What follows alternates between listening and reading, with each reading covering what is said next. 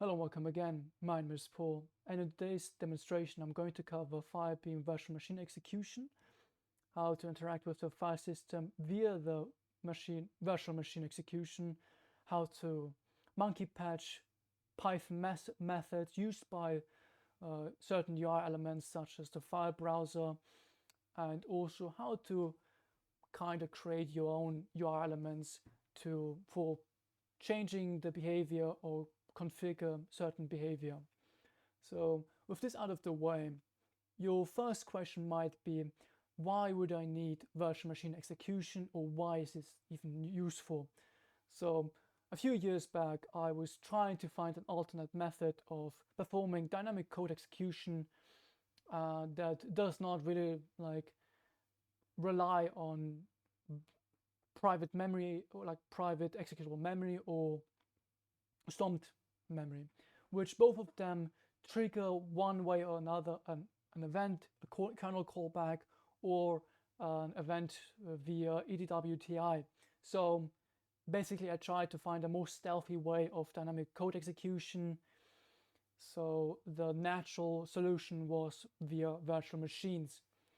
So with this out of the way, in recent years, vendors such as Elastic, and I'm pretty sure other vendors as well, have put their focus on trying to detect beacon object files, especially because they have a large impact on red teaming right now, where a lot of toolings are developed as a beacon object file format, and they also basically just trying to cover how they would detect it.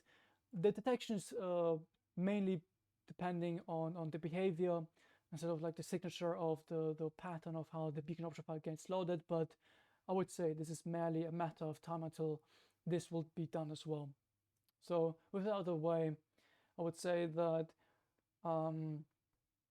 throughout the years, red teams have kind of switched in between tradecraft execution, first being via DLL mapping or PE execution, then moving over to PowerShell, spawning tools such as PowerSploit, PowerView, PowerShell Empire, and stuff like that.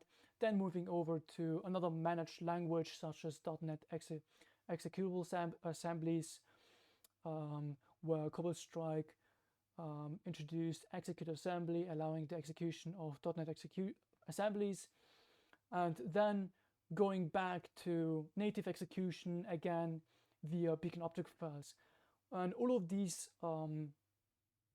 execution methods rely on one way or another on executable memory, and I wanted to find a solution to this without performing dynamic code execution without needing executable memory.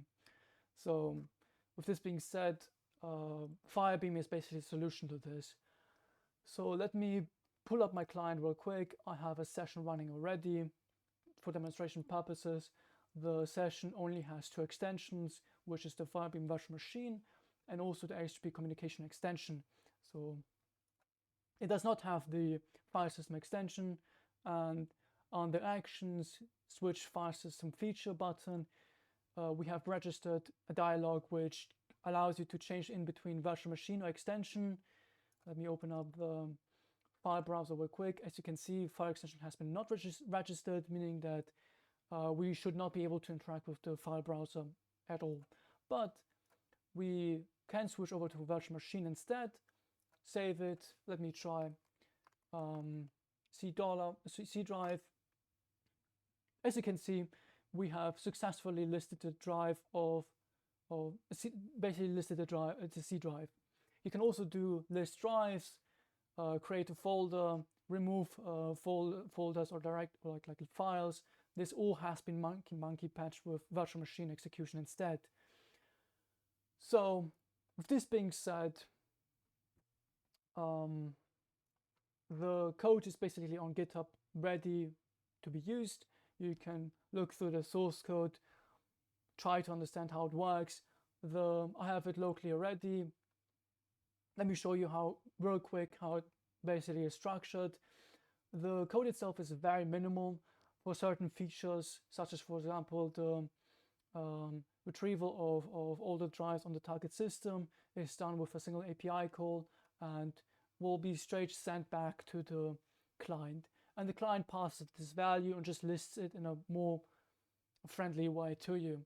Let's do this real quick. Drives, and as you can see in a second, there it does it. The value gets passed on the Python side and printed out in a pretty way for you. The file listing is also done in a similar way. Like always, it's very simple structured and very simple written. Folder creation as well, file moving, stuff like that. All is just there for you to read through.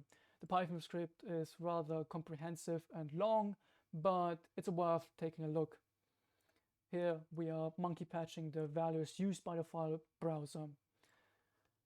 So with this being said, let me go actually show the file listing as well here as well. Might take a second.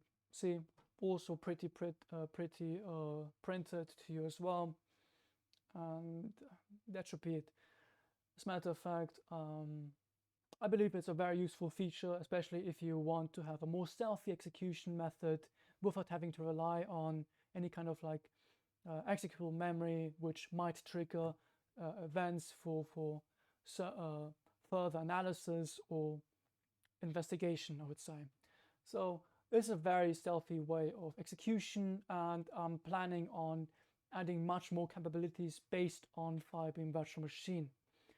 So with this being said, thanks a lot for watching, and if you have any kind of questions, don't hesitate to hit me up with them. And with this being said, happy hacking. See ya.